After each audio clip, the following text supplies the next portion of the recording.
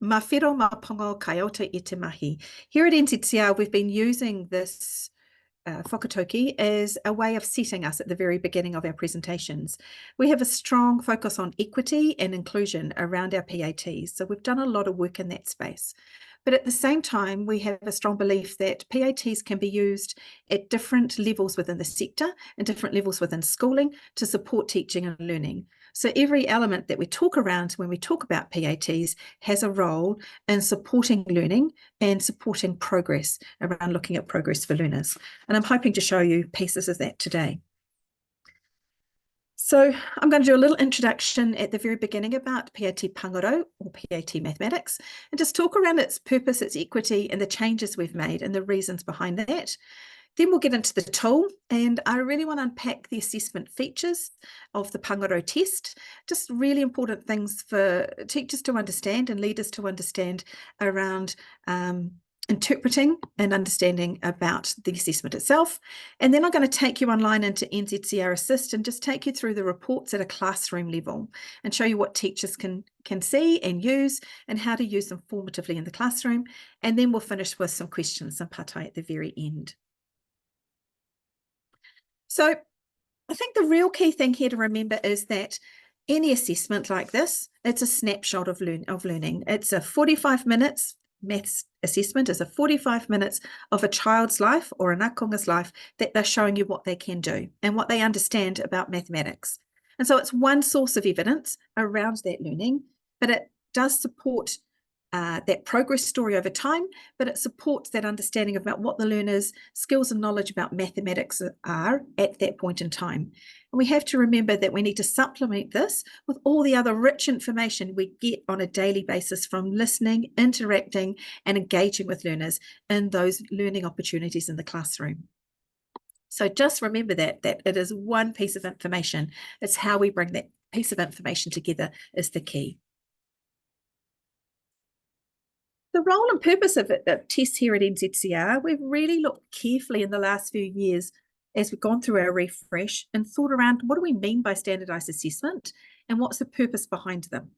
And so you can see I've just listed a few things up there as I guess a little summary. So PAT Pāngarau is part of a suite of standardised tools, and we've increased the maths ones to support years 3 to year 11. And these assessments are research-based, okay, and they're carefully developed for the use in New Zealand for English medium schools. So each assessment can be used at multiple year levels, and achievement is reported on a common scale where we use the RASH scale to help us think about where students are sitting, but also where their progress is sitting against the scale.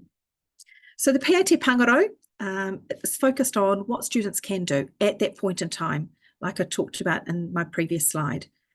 We can also look at progress through the use of scale score for our konga, and we can look at that using the graphs that we have developed. The tools and the reports themselves help us think about strengths of learners, but also next steps. And not just for individual learners, but for cohorts of learners too. So you can really look deeply at a year cohort and think around, as a year cohort, where are those strengths and next steps? We like to also think that this tool can be used formatively to support teaching and learning.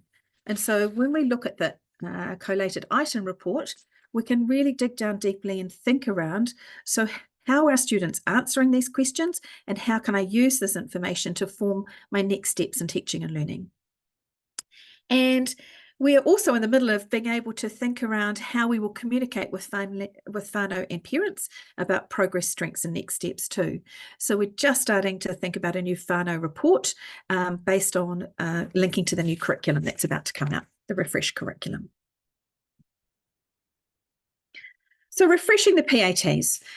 Our PAT suite, both our Pāngarau and our Pānui, our reading comprehension, they're in need to be updated. And so we went through quite a comprehensive review around what we wanted these tools to look like for the future, for our akonga to be able to sit and them to be able to show us those skills and understandings in reading comprehension and in mathematics. And the key thing at the heart of NZCER here is that we really wanted a culturally relevant, authentic and accessible assessments. So we went through quite a thorough review to think around what we wanted them to look like in the future. And so what we did was we really thought around thinking about the type of questions and the context they were based on. We wanted to, in the mathematics, make sure the context reflected context at home, in the community, out of school, that were relevant to the diversity of the learners in our schooling today. We thought heavily about principles and values too, around showing manakitanga, mahi, all those things that are at the heart of schools and their values, and also family and whānau and their values, and schools themselves. We did a whole refresh around graphics, so you will see a whole new visual of graphics, and hoping to represent and show the diversity of our learners in our schooling today. And then we also focused heavily on the language and added audio options too. So we've done quite an intensive change. But really at the heart, here at NZCER, is about equity. We have a mandate here at NZCER in our strategic plan that focuses on equity. So NZCER is really committed to improving equity in education by supporting and catering for groups of our konga who've been underserved in our education system. This is really central at the heart of everything that we do. The refresh of PAT Pāngarau was guided by a strong commitment to equity. An equitable education system recognises that some konga are advantaged compared with others, and focuses on providing appropriate resourcing and pathways that will allow those without the same advantages to succeed. It also recognises that they can succeed. So we really wanted to develop assessments that show what students can do, and then show that progress over time to show how they are continuing to grow in their learning. So research has shown that equitably related factors play a major role in mathematics education of our konga and Aotearoa New Zealand. So assessment practices and differences and opportunities for learning have contributed to these inequitable outcomes, hence why we did a really big review. So in the late 2021, we did a significant refresh, and as a result, we now feel we have more culturally relevant, authentic and accessible tools that go across years 3 to year 11. So just some of those little changes we made, or they weren't little changes in some cases, they were big changes. So only 30 to 35% of the maths content needed to be changed. The team went back to think about the research around the teaching and learning of mathematics and progressions of learning. And so they tweaked and changed a little bit of that content around the mathematics itself, but the major content that changed was actually the authentic context in which we showed the concepts in, so the context within the questions.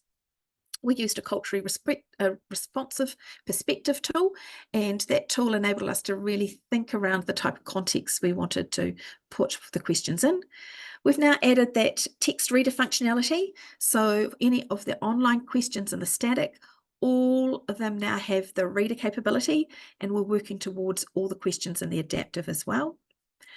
The writing team also thought around the complexity around languaging and how actually we want to find out mathematically what students can do. So they considered reducing the language load in some of the questions as well. So that was a real key new focus that came out of our prospective tool that we looked at. We now have tests year 3 to 11, which is good. So the old test 1A, that was never really fully designed for students in year 3. It was really designed for students in year 4 who needed a little bit of a step down, I guess you could say, to show what they could do in the earlier stages of level 1 of the curriculum. So what we've done is actually purposely designed a year 3 assessment, and there's actually gone down really well with the sector. Then at the same time, we also find that a lot of secondary schools want to test at the end of year 10, and we've never had an assessment that allows for that. So we developed what we say is a year 11 test, because it's normed to year 11, but actually it can be used at the end of year 10. And that too will get used at the end of this year to support showing that progress across secondary from year 9 through to year 11. We have new norms. Our norms were about 10 to 12 years old, so they needed to be updated. We're calling them interim norms at the moment. What we're now doing is a really thorough process is actually monitoring the data on a regular basis. And so the norms will be looked at this year because we've added the year 3 and the year 11 test in. And if any adaptations need to be made to the norms, they will be made. And of course, we have static and adaptive. That hasn't changed. So that's a little bit of a background of the changes. For those of you who are new to the assessment, the PAT Pāngarau or PAT Mathematics focuses on those big mathematical and statistical ideas that konga need to know and understand as they progress through New Zealand, the curriculum, but also Te Mātai-Ahau. So we are looking at an alignment with the new refreshed Te Mātai-Ahau as well, and we will come out with more information about that next year. So it covers the 6 strands that are going to be in the refreshed curriculum. You can easily see that within the assessment. They're all there. We have to remember that they are a snapshot. It's not every single thing that's in the curriculum there, but they are the big ideas that the big important ideas that are being assessed to show that progress over time. Some of the features. So we have adaptive, which is what we call our computer adaptive tests, CATs, and then we have static.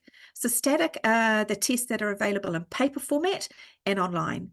So the static tests, they cover about a 2 to 3 year age range, should I say, and within that test you have a range of questions that would cover at least 2 current curriculum levels.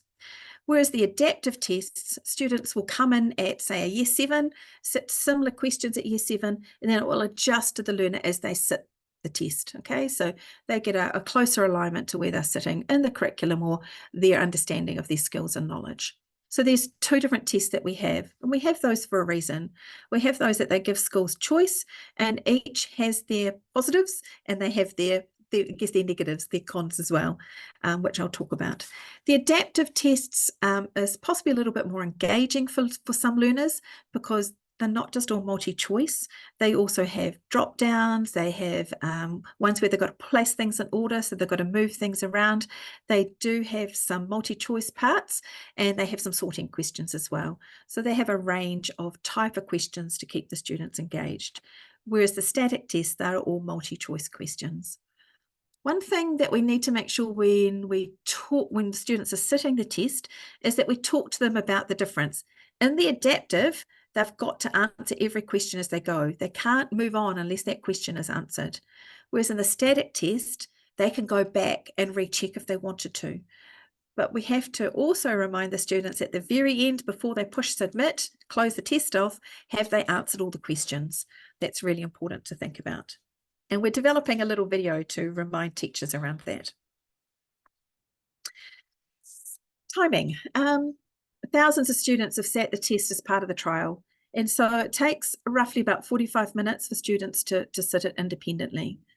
And roughly about 60 minutes to administer it. So always allow about an hour if you're going to get the students to sit the assessment.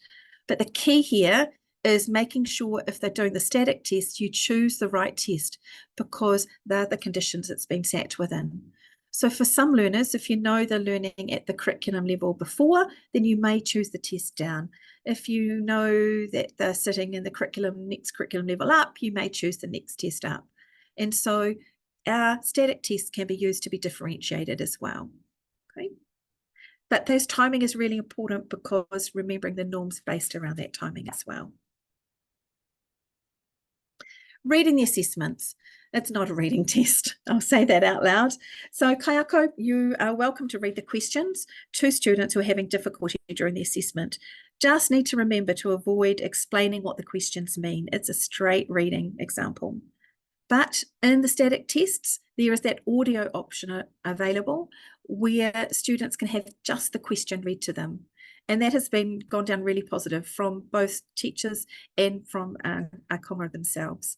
Okay, we are working towards all adaptive tests, also having that, but that's actually thousands of items we're working towards. So that's work in progress. This was a real key thing for us to put into the maths test. It was around inclusion, one of those things where we wanted to make the assessments accessible to learners too. So I'm really rapt that that option is now available. Okay.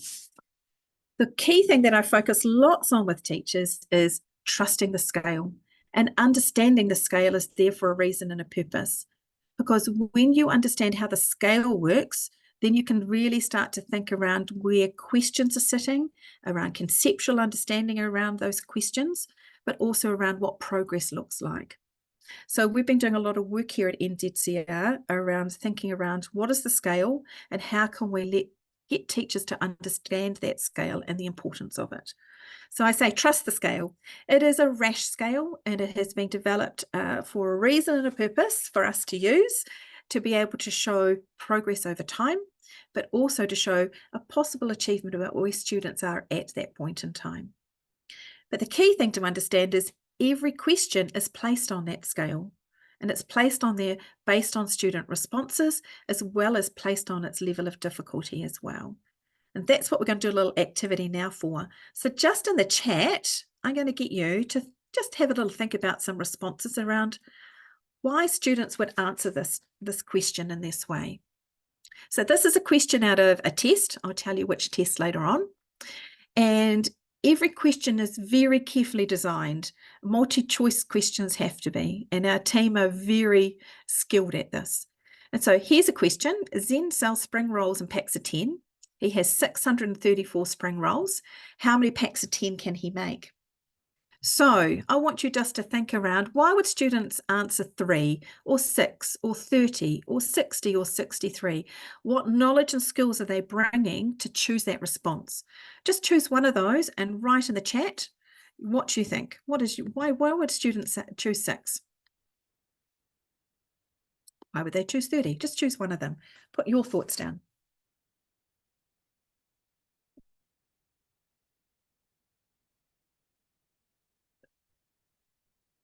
Oh.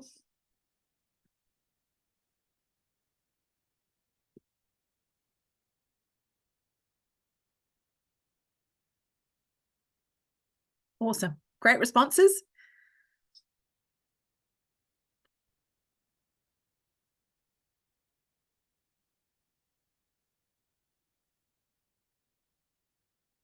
Yes, this is a place value-based question. You've got it.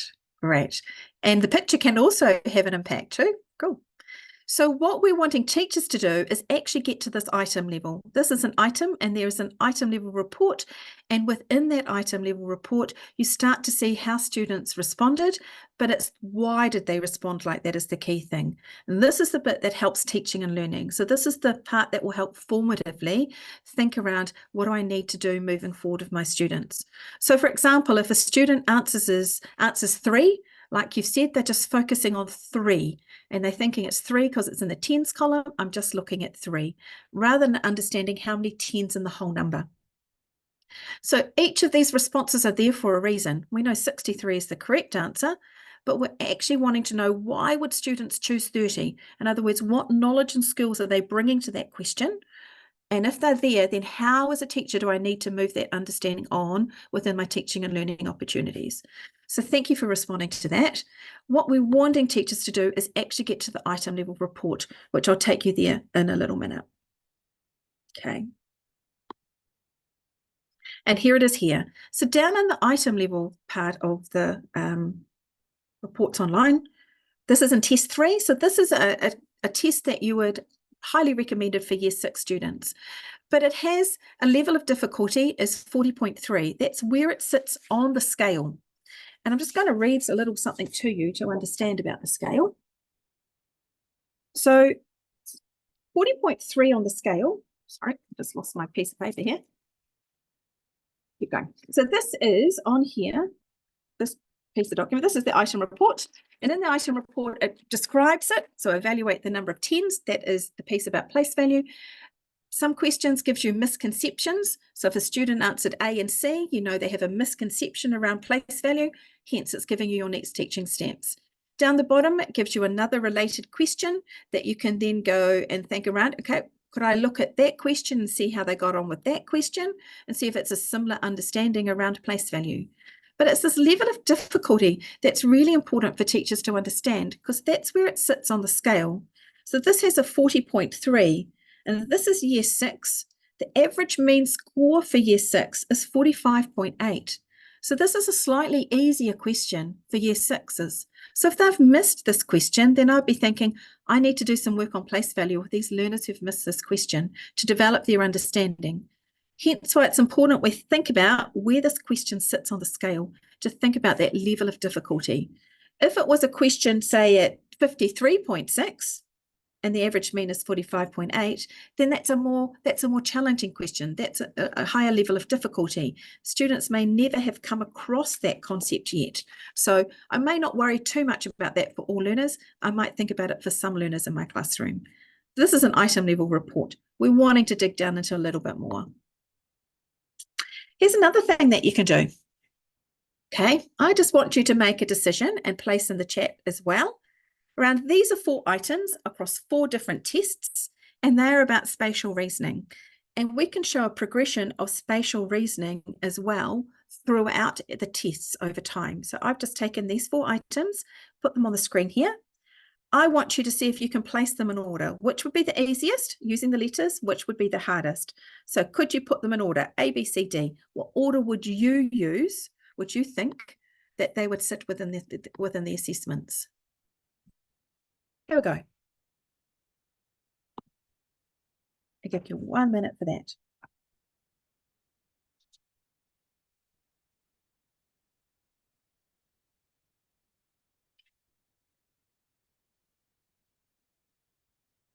Which would be the easiest? Which would be the hardest?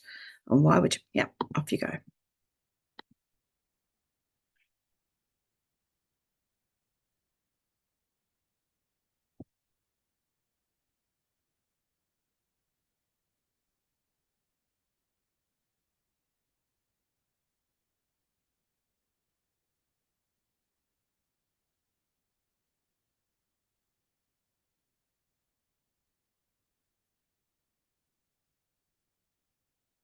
Cool. Okay, let's see how you got on. So once again, when you go into the report and you look at the item report, it clearly shows you where the scale score is and that level of difficulty. Then as a classroom teachers, if you get together as teams, you can really start to analyse and have rich conversations. And this is what I like to do with this sort of task that I do with teachers. Here we go. Now I've brought up which test it sits in and where its level of difficulty is.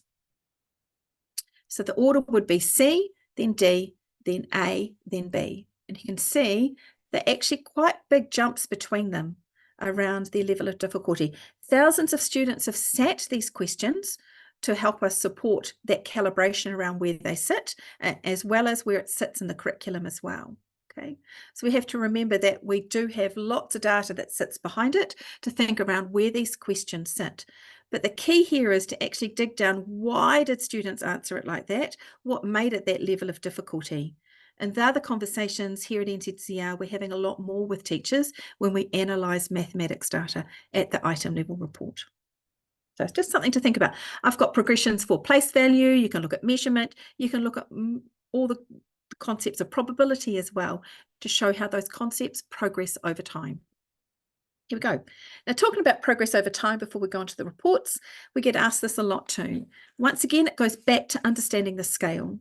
So the average mean scale score is calibrated for term 1, okay? And so in term 1, this is where the average scale score mean is. And if we want to look at progress, we look at average progress across a year. So within a year, I'm looking at the differences between the 2 means. So between year 5 to 6 is 6.1. That's the difference between 39.7 and 45.8. So roughly, approximately 6.1 is equivalent to a year's progress.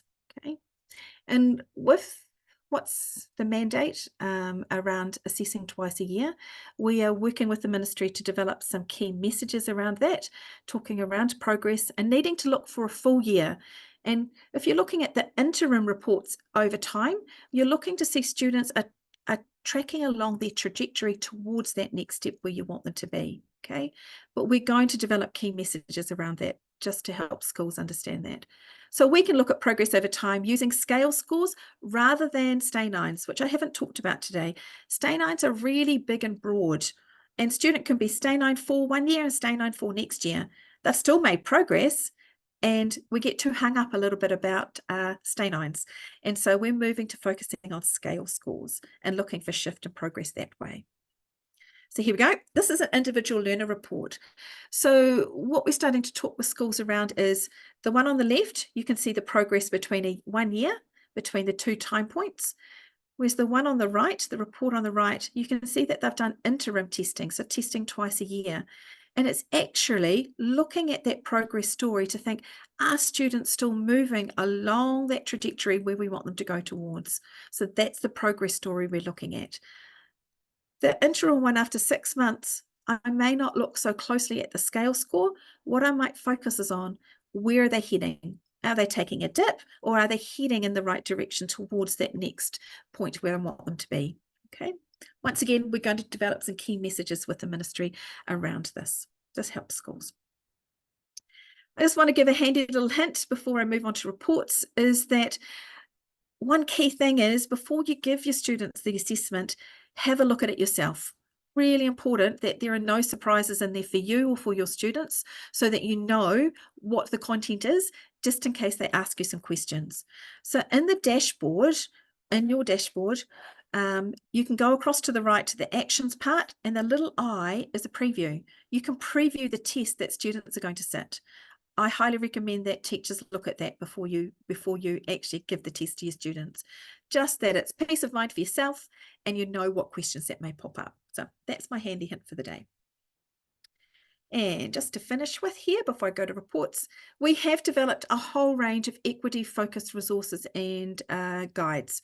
And so on our website, and I will just place, hopefully this link comes up in here for you, the link to it. Yes, here we go. There's a link in the chat for you. So we are starting to develop a range of resources. So we have a kaiako guide, and there's one for Pāngarau and one for Pānui. We're just updating the Pāngarau one at the moment to give a little bit more information about reporting. We have the orange sheet here, talks about progress over time, so what average progress looks like. We're developing videos. We have a really cool video here to support showing your students before they sit the test around the purpose of the assessment, how it's going to be used, just engaging them first before they sit it. And we're in the process of developing a teacher video as well around what I've talked about today, really, and how to set students up for success. That's part of that video. And we're going to be starting to develop other resources for ākonga whānau and the community as well. So lots of things in progress there. But what I want to do now is take you into, there's the guide I've talked about. I want to take you into the website. I'm just conscious of time, and I know we started a little bit late. Okay, I'm going to take you into NZCER Assist. So all data is now automatically, when you sit a test, comes live within Assist. If you're doing paper format, then you will manually enter it into Assist. And then you can download it back into your, just the key information into your SMS system.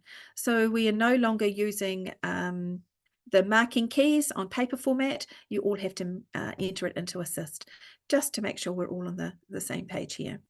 So I'm going to show you the class reports today, just to show you what a classroom teacher gets to see, and just, yeah, and then we'll go into a question and answer time at the very end. So it's going to come out of stop sharing this, and I'm just going to bring up the website to show you where we're going to go to. I'm using demo data here. And so this is demo data in our little workshop portfolio. So this is the dashboard. And as you can see across the dashboard, I have data in PAT Pāngarau, PAT Pānui, STAR, and Te Urani, which is our Te Reo Māori tool. So I can click on my dashboard here, and up comes my dashboard. So a classroom teacher would have this dashboard here to show them. This is the preview eye on the right-hand side. That's where you can click on that, and that will take you directly to see the assessment itself. Please do look at that before students sit it. Multiple teachers, you can add teachers in here. So if you're in a shared class situation and there's 2 of you working with the students, you can put both teachers in to look at that. This is where the students are. Then this is the reports. And then down the very end is where, if you are manually entering, that's where you enter the responses. So we're going to go into here to the reports mechanism. This is a static test, so we get the full suite of reports. So across the top, we see all the reports. So we have a list report. We'll talk about the year level, individual, and item. The scale score report just shows it in another way. a Day 9 report. I'm not going to focus on that today.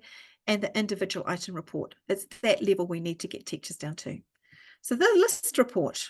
List report just lists all the students, and you can put them in order of scale score by using the arrows here. So when you use the arrows, you can think around the scale score range you have in your classroom. So this scale score range goes from 30.6, which is roughly around a year 4 level, through to 63, approximately around a year 9 level. So I've got learning in level 2 to approximately level 4, 5 of the curriculum in my classroom here. But it's just a test. I have to remember what else information do I have about my learner. Okay. The other thing is, if you just wanted to focus on who are my students in Day 9 for, just those students who are just sitting a little bit below, and you want to find out who those are, you can just put in Day 9 for here and they will pop up. Okay, so you can interact and use those tools there. What we can do is just hover over a student name. So I'm going to hover over our 5 demo student, and it will take you directly through to an individual student report. Let's make that a little bit bigger so you can see. Everything is interactive between our reports, so you can click between report to report just to make life a little bit easier. So this is our standard student report. On to the right, a lot of teachers don't realize this is here. See the show questions? There's a little toolbar on the right-hand side here underneath the username.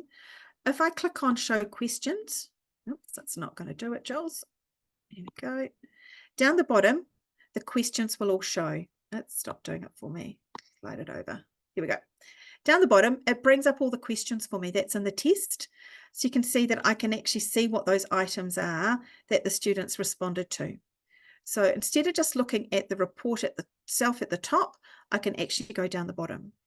So reading this report, across the top, we have the scale score. So it's around 47. And that's the big blue line in the middle. And it's faded on either side because that is the margin of error. Okay, so remembering it's a norm reference standardized tool, and so it will always have a margin of error. And this one's got a 3.5. So that's roughly a really good test that the student is at, because it's showing us what they can do and what their next steps are. Okay, down the bottom, you can clearly see the strands and mathematics are there. But what I want you to think around here is the level of difficulty of the question. So the scale is on the left-hand side here.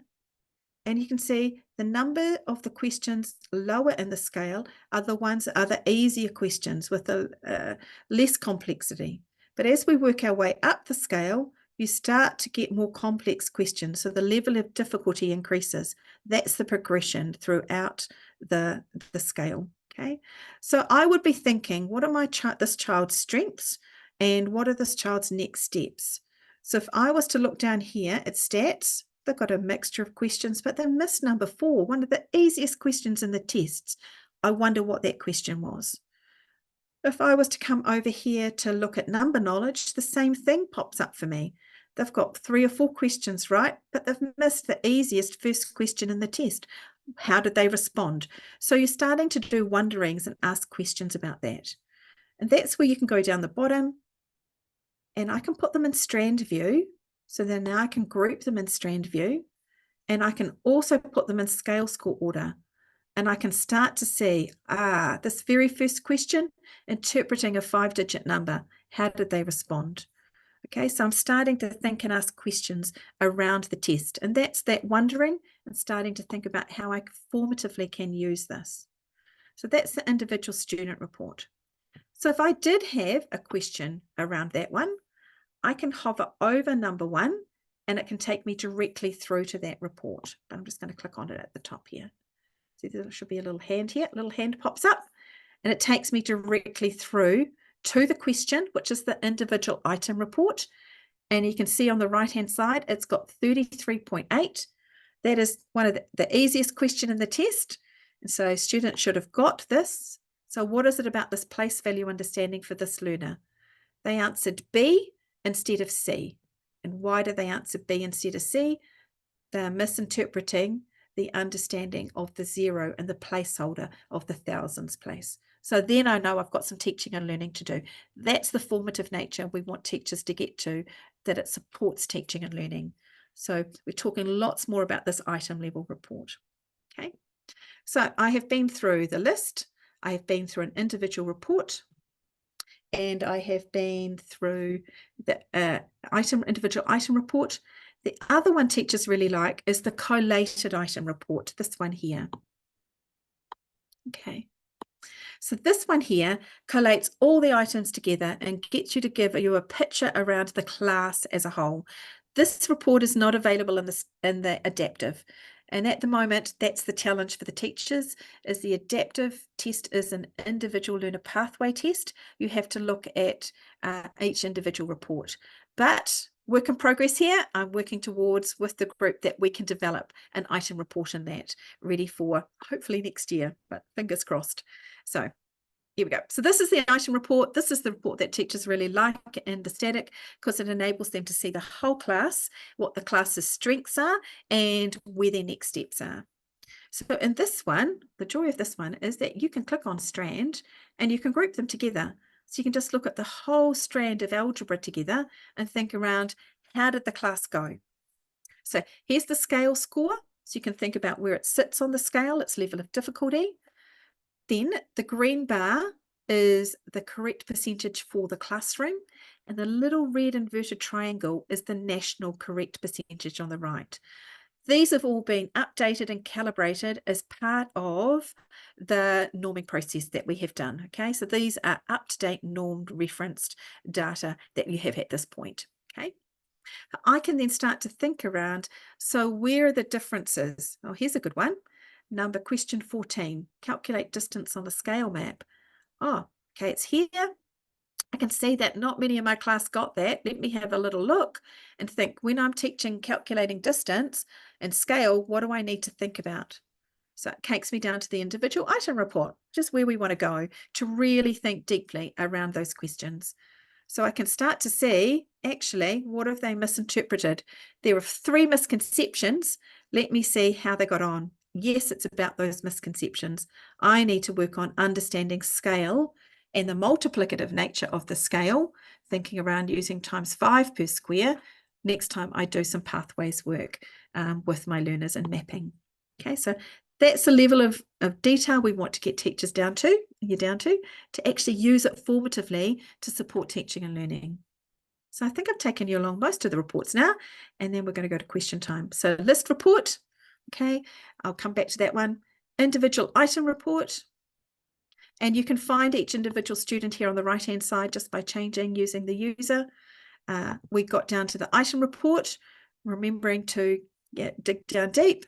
The scale report, this is a funny thing, it's just another way of showing the list, but showing you your spread across the scale for your classroom. You can hover over and see each individual student.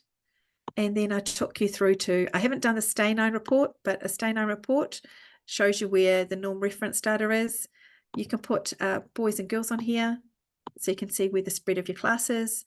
But remember, it's one tool, okay? And last of all, the individual item report. This is where we want to get teachers to. This is where we want you to understand and use this information to support teaching and learning, okay? So there are all the reports that are available at the classroom level. So I'm now going to turn the screen off, and I am going to see if anybody has got any questions, because we're just a little bit over time, but I know we started a bit late. Okay, thanks everyone. Anybody got any questions? You can ask in the chat, or you can ask us directly. Here we go, a couple of minutes. Julie, just before we take questions, I just would like to jump in and first of all say thank you very much for sharing that with us. The PATs have definitely come a long way since when I was teaching, and it's really, really exciting to see all the work that's been done and actually being able, and the depths of thinking that's gone into them to become a useful tool for how we address the specific learning needs of our students, opposed to sort of boxing them. So great, it's wonderful.